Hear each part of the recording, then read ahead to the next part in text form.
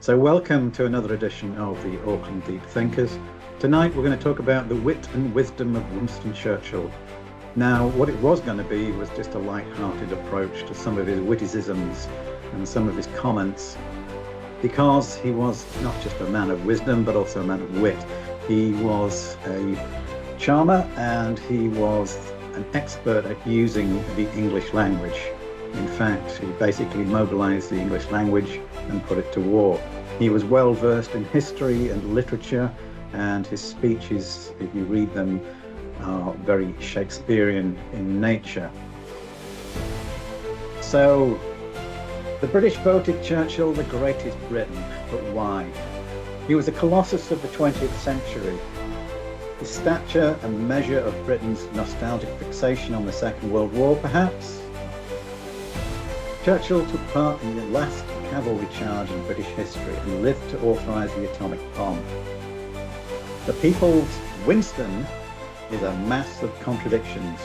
A saviour of his country in 1940, the defender of a declining empire, a radical liberal, a reactionary conservative. He epitomised Britain's confused identity in the modern world, her triumphs and her decline. Churchill had an incredibly quick mind, a sharp tongue and a very large vocabulary. He loved playing with words, creating new ones and adapting new ones, and using words to his advantage. So to start the conversation, I thought I'd put in some extra witticisms for him. So a famous quote is, "Courage is what it takes to stand up and speak. Courage is also what it takes to sit down and listen."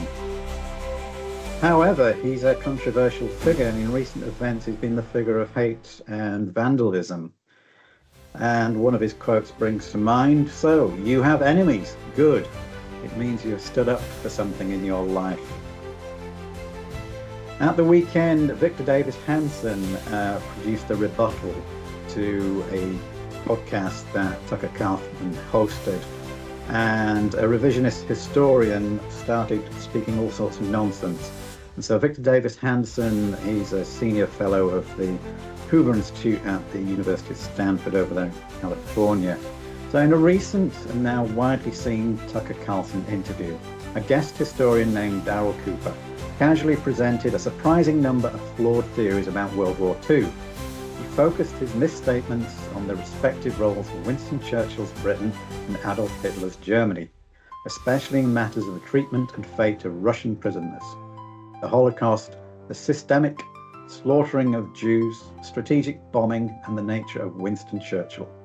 Because of the size of the audience Carlson introduced him to, and because of the gravity of Cooper's falsehoods, his assertions deserve a response. And this was published in the Free Press this weekend.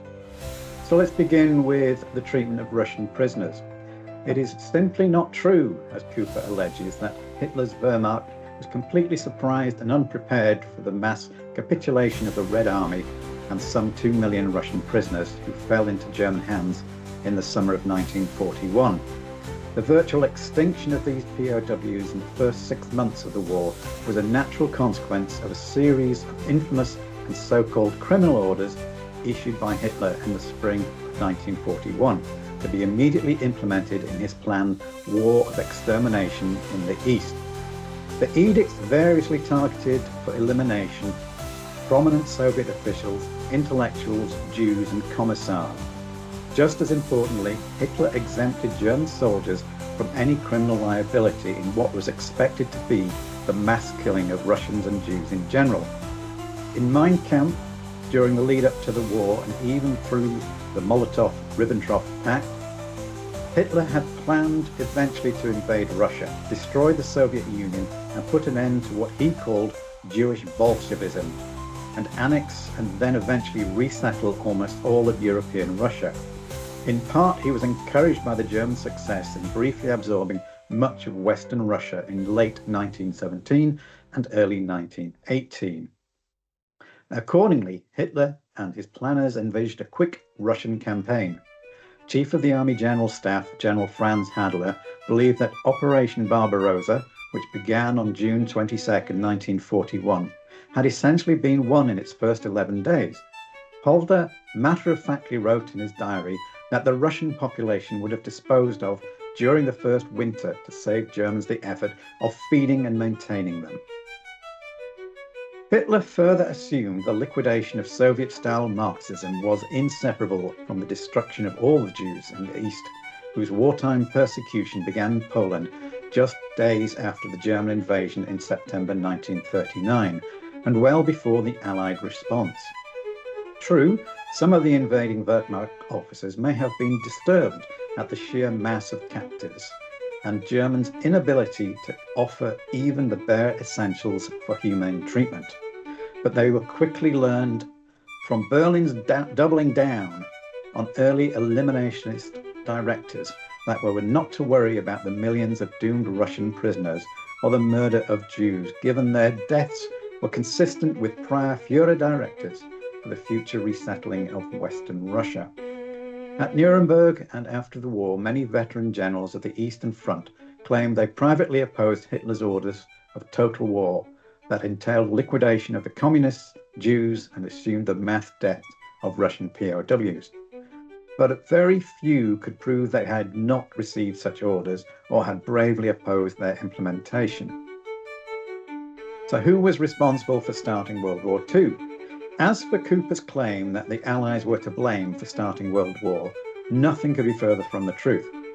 Hitler may have been frustrated that Britain and France declared war on him after his unprovoked invasion of Poland on September 1st, 1939.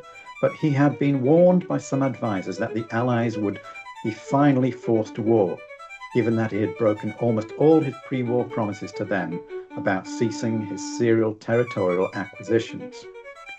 Incidentally, the much maligned Versailles Treaty was nevertheless far more lenient to Germany than what the Kaiser had envisioned in 1914 under the September Programme Memorandum for a conquered France. The German-imposed peace on a defeated Bolshevik Russia under the Brest-Litovsk Treaty of 1918, or any Nazi Germany's post-war treatment of conquered nations. Hitler, remember, had betrayed and humiliated Neville Chamberlain by unapologetically reneging on the agreements he made at Munich, and he had erased an autonomous Czechoslovakia. Yet Hitler strangely saw his Munich Agreement victory as some sort of temporary setback, despised the compliant Chamberlain, and often blamed him for taking him into delaying, for even a brief period, his planned wars of aggression. Hitler ended the 8-month phony war after the destruction of Poland by invading Western Europe in April and May 1940, but not because he was frustrated that France and Britain had not taken up his initial peace offers. Instead, for all his hysterics and frustrations, he understood well that they had grasped the envisioned permanently subservient roles for both nations in a post-war Hitlerian world. And Germany knew that it had finally shocked naive European governments to their senses by the pre-civilization brutality it displayed in Poland. Instead, Hitler restarted the war in Norway, Denmark, the Low Countries, and France because he wished to complete his pan-European conquest both before his long-planned and inevitable turn eastwards against the erstwhile partner but existential enemy, the Soviet Union, and before America inevitably entered the war on the side of the Allies. Hitler sometimes whined that Americans' late 1917-18 entrance had doomed Imperial Germany's supposedly certainty of the last chance of victory.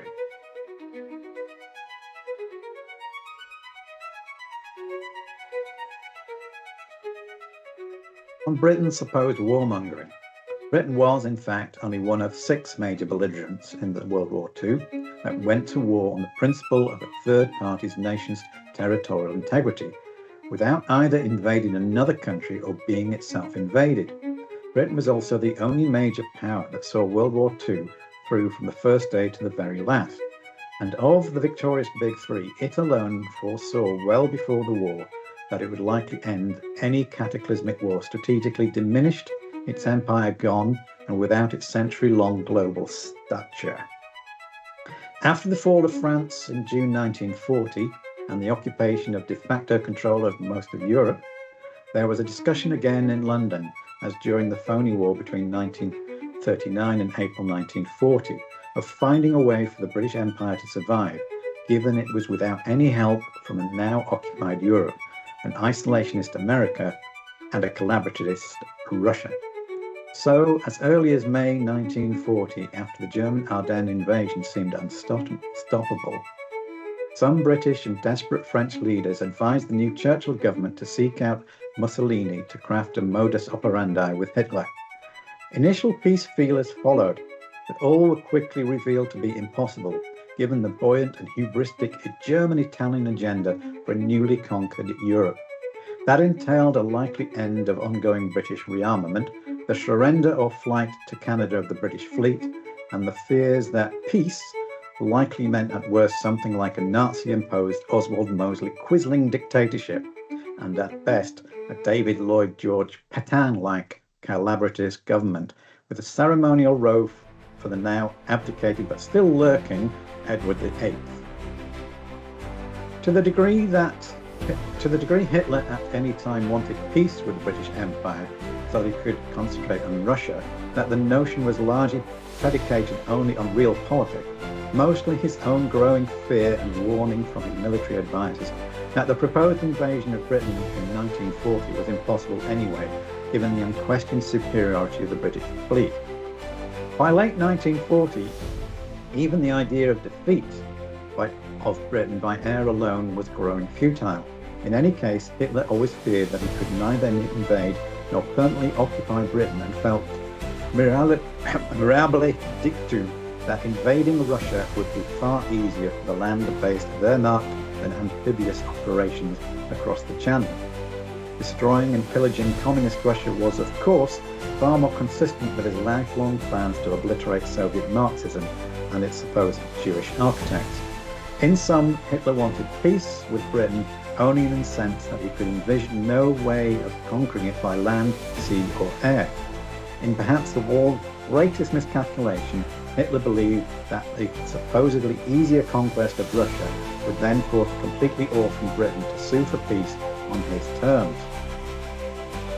On Churchill, the supposed warmonger and terrorist. Cooper describes Churchill as a supposed terrorist and warmonger, yet in the dark days of late May and June 1940, to avoid factionalism among his new war cabinet, Churchill was willing to allow his colleagues temporarily to sound out peace possibilities through the intervention of Mussolini. But he darkly predicted that any ensuing humiliating Axis term would likely shock even the more malleable and naive of his war cabinet. In fact, by May 1940, Churchill had proved very magnanimous to the disgraced Chamberlain, whom he insisted stay on his wartime cabinet, believing either that the naive or misguided Chamberlain might have sincerely sought to delay Hitler at Munich in order for Britain to find time to rearm, or blindly but genuinely thinking Hitler had no additional territorial agendas in Western Europe. In any case, by May 1940, a once disgraced, chastised and now more realistic Chamberlain was well treated by an ally of Churchill and opposed any further obsequious concessions to Hitler. Chamberlain knew from bitter experience trusting Hitler would not bring peace, just a guarantee of war and a weaker and ultimately defeated Britain. Churchill far more often blamed the early Stanley Baldwin government for Britain's 1939 to 1940 predicament. It had stubbornly resisted and then delayed British rearmament in the foolish belief in either collective security, Hitler's benign intention towards Britain, or some sort of fantasy of redirecting Hitler permanently and exclusively eastwards against Stalin. In sum, Churchill was not eager for war, and on occasion expressed hope that Hitler would focus on rebuilding Germany, settle down and stay within his borders. Nonetheless, throughout the late 1930s, he had begged and cajoled the Baldwin and later the Chamberlain governments to rearm to the teeth and deter what he felt would be an inevitable constructive Nazi and Japanese offensive. It is true that Churchill wanted to preserve the British Empire at all costs, yet integral to that strategy was rearming to a degree that would deter both Germany and Japan, given he privately grew despondent that post-Depression Britain financial and military weakness signalled to both Hitler and the Japanese that London would not be able to hold on to its empire or deter its enemies and thus would inevitably ignite aggression. So, if believing a strong military would either deter Hitler and avoid war is somehow bellicose, then Churchill might conceivably have pleaded guilty.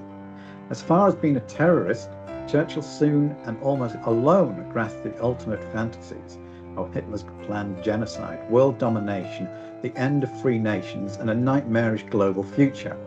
He had good reason for such pessimism after Hitler once said, again for the nth time, broken his word, he invaded Poland and began a policy of slaughtering civilians and rounding up and murdering Jews. Most of his military planners realised after the summer of 1940 that the evacuated and depleted British army could not stop Hitler in Europe. Even the British fleet could not guarantee a successful blockade of German ports. The bleak reality left the RAF's bomber command as the only tool to slow Hitler down. Who started a systematic campaign of terror bombing? The Luftwaffe first indiscriminately bombed civilian targets in Poland to instill panic, terror, and mass death. It continued that tactic unapologetically in Holland by destroying the centre of Rotterdam during the first 2 weeks of May 1940. And despite Hitler's false claim that the Allies had started the bombing civilians first, he soon honed his air strategy of incinerating civilians against Coventry and London. In terms of soldiers lost versus civilians killed, Britain waged a less lethal war than most of the other belligerents, losing fewer soldiers than its two allies and killing far fewer of their enemies as well.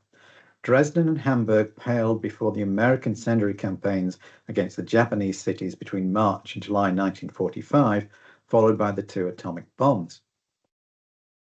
And America's bombing of civilian targets paled before the Japanese army's systematic and decade-long slaughter of millions of Chinese civilians, not to mention Hitler's agenda of destroying European Jewry.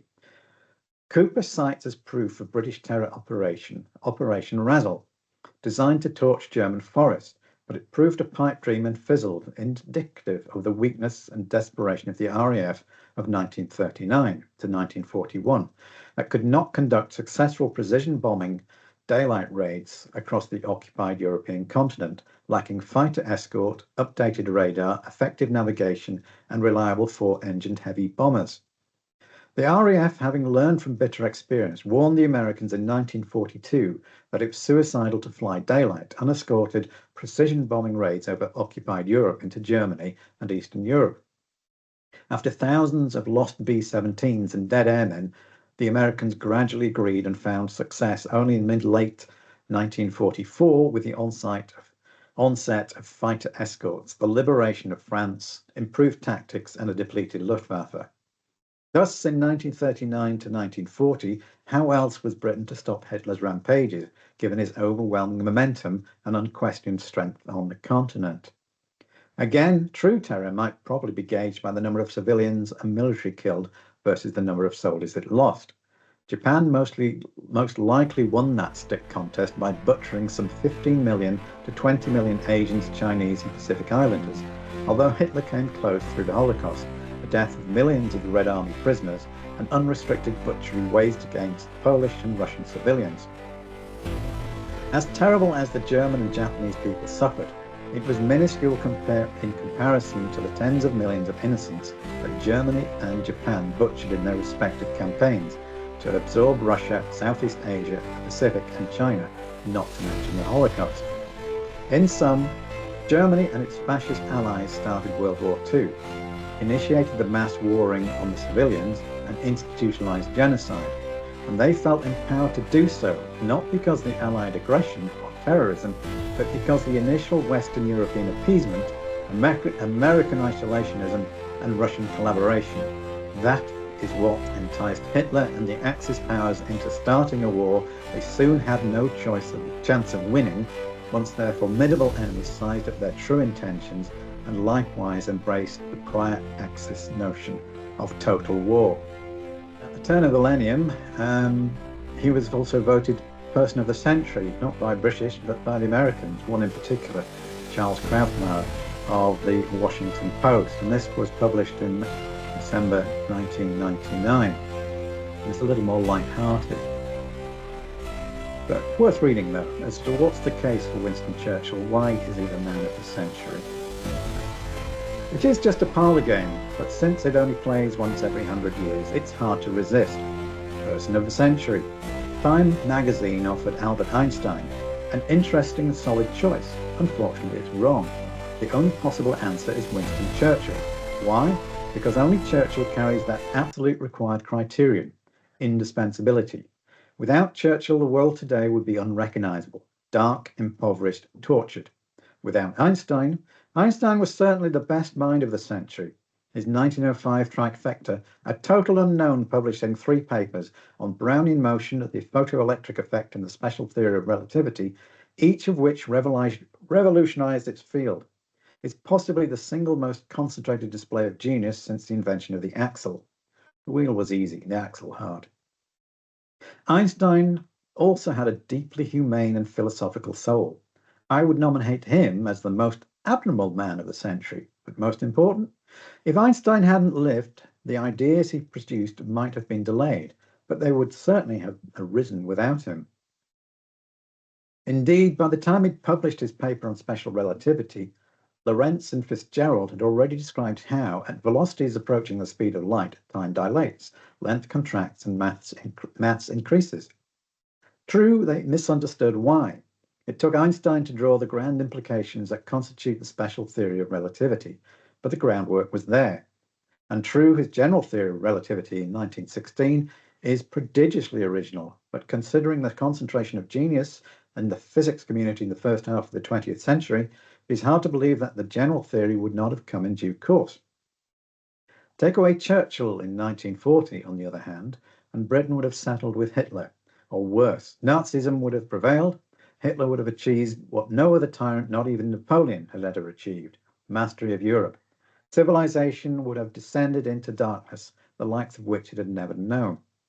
The great movements that underlie history, the development of science, industry, culture, social and political structures, are undeniably powerful, almost determinant. Yet once in a while a single person arises without whom everything would be different. Such a man was Churchill.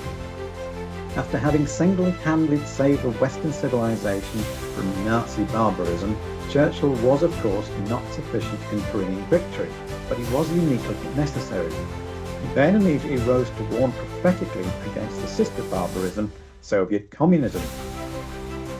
Churchill is now disparaged for not sharing our multicultural late 20th century sensibilities. His disrespect for the suffrage movement, his disdain for Gandhi, his resistance to decolonisation are all undeniable. But that kind of criticism is akin to dethroning Lincoln as the greatest of 19th century Americans because he shared many of the era's appalling prejudice against black people. In essence, the rap on Churchill is that he was a 19th century man parachuted into the 20th century. But is that not precisely the point? It took a 19th century man, traditional in habit, rational in thought, conservative in temper, to save the 20th century from itself. The story of the 20th century is a story of revolution wrought by thoroughly modern men: Hitler, Stalin, Mao, and above all Lenin, who invented totalitarianism out of Marx's cryptic and inchoate communism, and thus earns a place as runner-up to Churchill's man for the century. And is a story of the modern intellectual, from Ezra Pound to Jean-Paul Sartre, seduced by these modern men of politics and grotesquely serving them. The uniqueness of the 20th century lies not in the science but in the politics. The 20th century was no more scientifically gifted than the 19th, with its Gauss, Darwin, Pasteur, Maxwell and Mendel, all plying, by the way, less broken scientific ground than the 20th. No, the originality of the 20th purely lay in its politics. It invented the police state and the command economy, mass mobilization and mass propaganda, mechanized murder and routinized terror, a breathtaking catalogue of political creativity. And the 20th century is a single story because the history saw fit to lodge the entire episode in a single century. Totalitarianism turned out to be a cul-de-sac. It came and went. It has a beginning and an end. From 1917 to 1991, a run of 75 years neatly nestled into this century. That is our story. And who is the hero of that story? Who slew the dragons? Yet it was that ordinary man, the taxpayer, the grunt, who fought and won the wars. Yes, it was America and its allies. Yes, it was the great leaders, FDR, de Gaulle, Adenauer, Truman, John Paul II, Thatcher, Reagan. But above all, victory required one man, without whom the fight would have been lost from the beginning. It required Winston Churchill.